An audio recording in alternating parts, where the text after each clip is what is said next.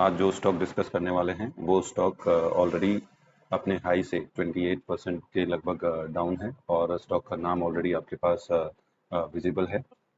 अभी आज की सिचुएशन जो है, करंट मार्केट सिचुएशन जो कह रही है, तो हमें ऐसे स्टॉक ही देखने हैं जो अपने लेवल से डाउन हैं और सिर्फ परफॉर्मेंस बेस पे वो डाउन है या सिचुएशनल बेस पे डाउन है। उनका रिजल्ट अच्छा नहीं है इसलिए डाउन है, लेकिन कंपनी का बिजनेस बढ़िया है और कंपनी एक लॉन्ग टाइम से अच्छी ग्रोथ कर रही है, राइट। तो अभी एक पर्टिकुलर क्वार्टर में अच्छा बिजनेस ना होने की वजह से वो डाउन हो सकते हैं।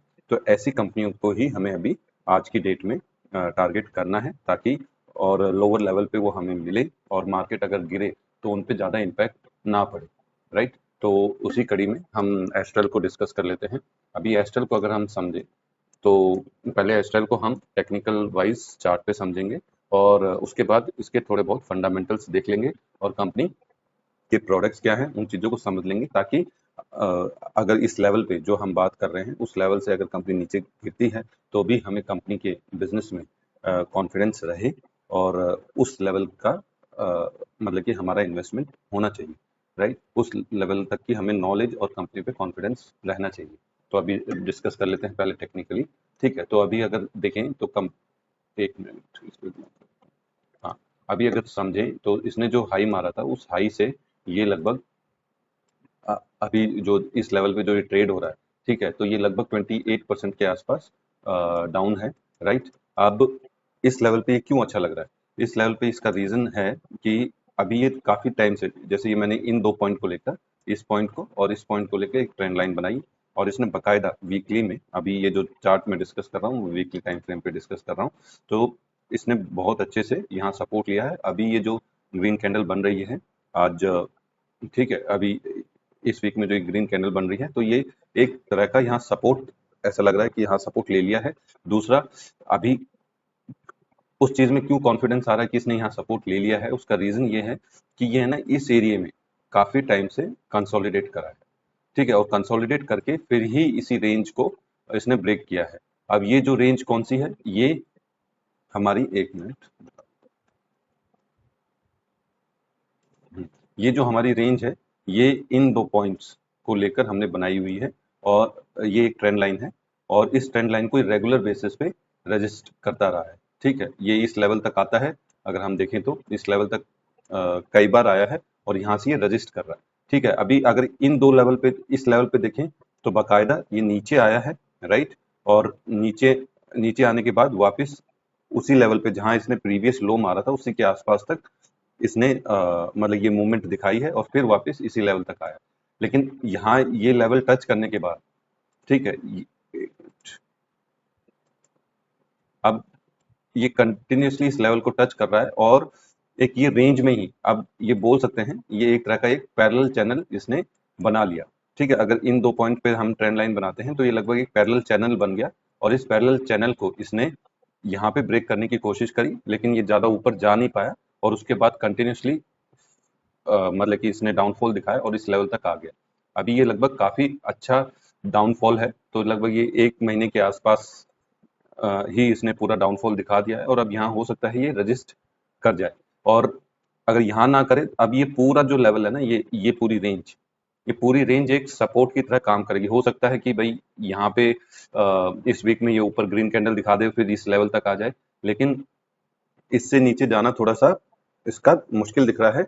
उसी केस में जाएगा जब ओवरऑल सिनारियो, मतलब कि मार्केट का मूड ही खराब होगा, तो ही इस लेवल तक आने की पूरी गुंजाइश है, राइट। और वो भी अगर इस लेवल तक भी आता है तो ठीक है, हमें घबराना नहीं चाहिए, घबराना नहीं है। अभी क्यों नहीं घबराना है, घबराहट क्यों नहीं होगी? वो तब नहीं होगी जब हमें कंपनी के फंडामेंटल्स पे भरोसा होगा, राइट। तो फंडामेंटल्स को भी चेक करेंगे। उससे पहले एक और चीज बता देता हूँ, हमें किसी भी स्टॉक में इन लेवल्स पे नहीं फंसना है, ठीक है। किसी भी लेवल पे, इन लेवल पे फंसने का ट्राई करो चाहे कितना भी पॉजिटिव मूड हो, क्योंकि कई बार क्या होता है इन लेवल पे, अगर जैसे मान लो इन लेवल पे अगर आप कभी फंस गए हो, राइट, अब जैसे इसने इस लेवल पे ले लिया हमने कॉन्फिडेंस में आके, ठीक है, तो अभी तक हमें वो जो रिटर्न मिलना चाहिए, जो एक्चुअल में ये स्टॉक पिछले 10 साल से दिखा रहा है, जो कंसिस्टेंट परफॉर्मेंस 15 से 25% की, ठीक है, वो तो हमें शेयर मतलब कि हमें तो अपनी प्राइस में नहीं मिली, राइट। तो उसके वो प्राइस लेने के लिए भी हमें एक अच्छे खासे डाउनफॉल पे या सपोर्ट पे वो स्टॉक को लेना चाहिए, ठीक है। और एक्चुअल लो तो कोई भी मार्क नहीं कर सकता, किसी को भी नहीं पता कि कहाँ से स्टॉक वापस मुड़ने लग जाएगा। ये सिर्फ एक प्रोबेबिलिटी रहती है कि ये सपोर्ट है, राइट। तो अब जैसे इस लेवल पे अगर यहाँ पे बात करें, इन दो लेवल का, ठीक है, ये ट्रेंड लाइन हमारी बन गई, उसके बाद ये नीचे आया, राइट। तो ये जो जोन है, ये एक मतलब कि इस जोन में काफी कैंडल्स हैं, तो इसको हम इस पूरे को एक सपोर्ट की तरह मान सकते हैं, ठीक है। और हो सकता है यहाँ पे रजिस्ट करे। अब ये सपोर्ट क्यों है? क्योंकि यहाँ पे डिमांड आएगी, क्योंकि यहाँ पे काफी टाइम तक कंसोलिडेट हुआ है और उसके बाद एक अच्छी खासी ऊपर की तरफ डिमांड आई थी, जिसमें स्टॉक ऊपर गया था। तो वही एक्सपेक्ट कर रहे हैं कि यहाँ पे वापस ये पूरी सेलिंग हुई है, तो यहाँ पे प्रोबेबिलिटी है कि हमें बाइंग दोबारा मिले। और इसमें यही चीज है कि स्विंग ट्रेड में इसमें थोड़ा सा दिक्कत रह जाता है। स्विंग ट्रेड में अलग सिस्टम रहता है, लेकिन इन्वेस्टमेंट के बिहाफ से ये जो जैसे सपोर्ट लेवल है, तो अब प्रोबेबिलिटी है कि स्टॉक ऊपर जा सकता है। तो कुछ लोग यहाँ बाय करेंगे, कुछ लोग यहाँ बाय करेंगे, कुछ लोग बीच में बाय करेंगे। तो ओवरऑल इस लेवल पे कंप्लीट बाइंग होती है और फिर उसके बाद स्टॉक ऊपर का मूवमेंट दिखाने के लिए तैयार हो जाता है। कई बार हो सकता है कि ये नीचे की तरफ आ जाए, लेकिन हमें उसके लिए रेडी रहना चाहिए और स्टॉक के एक्चुअल बिजनेस पे भरोसा होना चाहिए। इसलिए जब इन्वेस्टिंग, टेक्निकल तो देख ही लेते हैं साथ में, अगर हम इन्वेस्टिंग कर रहे हैं और टेक्निकल देख रहे हैं, दोनों चीज का कॉम्बिनेशन लेकर अगर बैठे रहें तो एक अच्छा खासा रिटर्न हमें स्टॉक्स में मिल सकता है। तो वही चीज है, अगर यहाँ लिया होता तो अभी ये देखिए, यहाँ अगर किसी की भी बाइंग होती है, अगर इस लेवल पे, अगर हम बाइंग बता रहा हूं मैं, इस लेवल पे मतलब ये बाइंग प्राइस मान लो, तो यहाँ से लगभग हमें 48% का रिटर्न मिलता और ये 1 डेढ़ महीने में ही है, ठीक है। तो इसीलिए सपोर्ट पे बाय करना बहुत जरूरी है।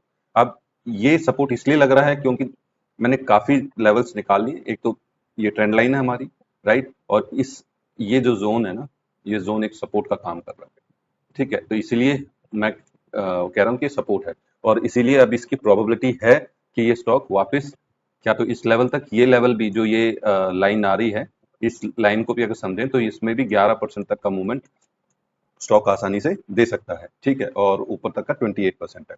तो ये हो गया इसका टेक्निकल, राइट। अभी फंडामेंटली समझने के लिए कंपनी क्या करती है थोड़ा बहुत वो जान लेते हैं। तो उसके लिए हम चलते हैं तिजोरी पे। तो तिजोरी में अगर देखें तो ये कंपनी करती क्या है एक्चुअल में, राइट।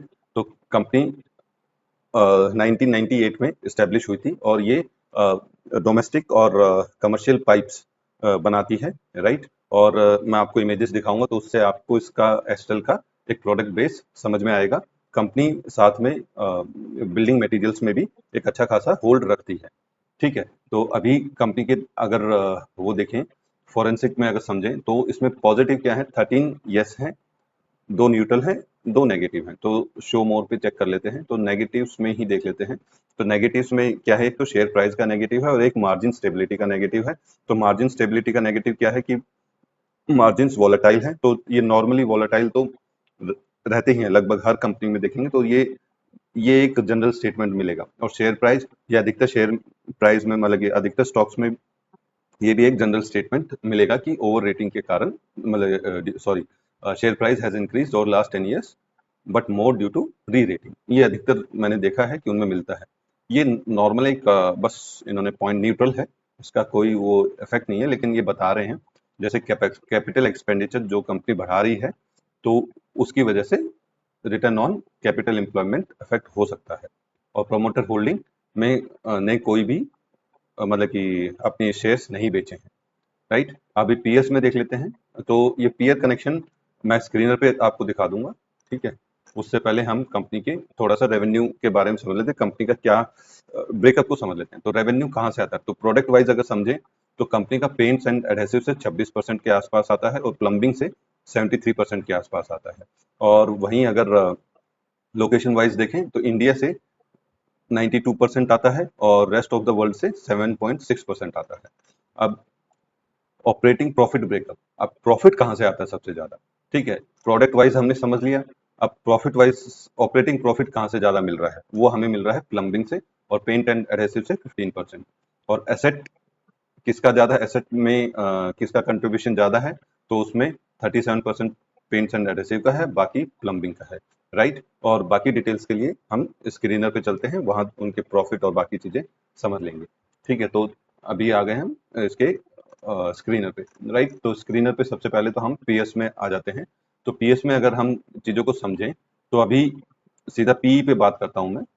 ठीक है, अभी एस्टल का ये पी है 95। अब इंडस्ट्री पी कितना है 34, तो उसके लगभग ये 3 गुना महंगा है। ठीक है, इंडस्ट्री पी से 3 टाइम्स ज्यादा है लगभग। ठीक है, 3 टाइम्स से थोड़ा कम लगा लो, लेकिन ज्यादा है। और बाकी से कंपेयर करें उनसे, ये काफी महंगे प्राइस पे अवेलेबल है। लेकिन तब भी मैं ये डिस्कस कर रहा हूँ, इसका रीजन है। और अगर 10 ईयर्स का पी देखें तो इसका 73, ये लगभग ये अपने इंडस्ट्री पी से ज्यादा ही रहा है, और तब भी एक अच्छी खासी ग्रोथ जनरेट कर रहा है। ठीक है, तो ये प्रीमियम पे अवेलेबल है थोड़ा बहुत। और दूसरा, मुझे मैं डिस्कस इसलिए कर रहा हूँ क्योंकि चार्ट पे मुझे अच्छा दिखा और चार्ट पे डाउन दिखा। बाकी जो एक दो स्टॉक्स चेक किए थे जो मुझे इतने प्रॉमिसिंग नहीं लगे चार्ट पे भी और वैसे भी। ठीक है, तो ये हो गया, राइट। अभी नीचे अगर रिजल्ट्स की बात करें तो रिजल्ट्स में जो खास चीज देखने लायक है वो ये है, जैसे जो ऑपरेटिंग प्रॉफिट है, राइट। अभी क्वार्टरली बेसिस पे भी चेक करें तो कंपनी है ना, एक 2 डिजिट्स की ग्रोथ रेगुलर बेसिस पे दे रही है। ठीक है, कभी कभार 12% भी आया है। ठीक, 12% सिर्फ एक ही बार आया है, और 14%। उसके बाद 15-16% से ऊपर की ग्रोथ कंसिस्टेंटली दे रही है। और ग्रोथ में भी देखें तो मतलब ये ऑपरेटिंग प्रॉफिट, हमें प्रॉफिट मार्जिन कंटिन्यूसली हमें ये मिल रहा है, राइट। तो अभी ईयरली बेसिस पे अगर सिस्टम को समझें, क्योंकि यहाँ पे ये सब ईयर ऑन ईयर में थोड़ा सा दिक्कत आ जाएगा, क्योंकि जैसे ये ईयर ऑन ईयर है, थोड़ा सा डिफरेंस है, मतलब ईयर ऑन जून, पिछले जून से कंपेयर करें तो ज्यादा है। तो इन सब चीजों को ना देखते हुए एक इस ऑपरेटिंग प्रॉफिट मार्जिन पे ही सीधा ध्यान दो। ये अच्छा खासा जनरेट कर रही है, तो मतलब कि रेवेन्यू भी अच्छा हो रहा है और कंपनी अच्छा खासा पैसा बचा भी पा रही है। ठीक है, अभी ईयरली देख लेते हैं। ईयरली में सारी चीजें समझ लेंगे, सीधा प्रॉफिट पे बात कर लेंगे। अभी ईयरली में भी अगर देखें तो 14%, 12% और 14%, मतलब कि कंटिन्यूसली वही डबल डिजिट में हमें ग्रोथ दिख रही है अगर ईयरली देखें तो। ठीक है, पिछले 10 साल से लगभग इसी मार्जिन के साथ कंपनी का अच्छी खासी परफॉर्मेंस दे रही है। और इसीलिए ऐसी कंपनियों को, अगर ये यूनिफॉर्म ग्रोथ है, हमें उसमें ज्यादा ग्रोथ, अगर किसी कंपनी में हम बोल रहे हैं कि भाई बिजनेस तो ऐसा ही चल रहा है, कंपनी बकायदा प्रॉफिट कर रही है, ठीक है, तो उन कंपनियों में क्या रहता है, वो कंपनी ज्यादा हाई रिटर्न तो आपको देंगी नहीं, लेकिन आपको ये है कि अगर सही लेवल पे उनको पकड़ते हो तो वो साल का 15-20%, 24%, 25% तक आपको रिटर्न आराम से दे सकती हैं। बस उनको सही लेवल पे पकड़ने की जरूरत है, राइट। और वही चीज जो मैंने यहाँ दिखाई, और प्रॉफिट वाइज भी देखें तो कंपनी का एक अच्छा खासा प्रॉफिट कंपनी जनरेट कर पा रही है। ठीक है, और ये कंपाउंड सेल्स ग्रोथ और कंपाउंड प्रॉफिट ग्रोथ जो मैं बता रहा था, यूनिफॉर्मिटी है 18%, 21%, ऑलमोस्ट इक्वली है। और तीनों मतलब 5 साल 3 साल सब में एक बढ़िया एक यूनिफॉर्म ग्रोथ कंपनी दिखा रही है।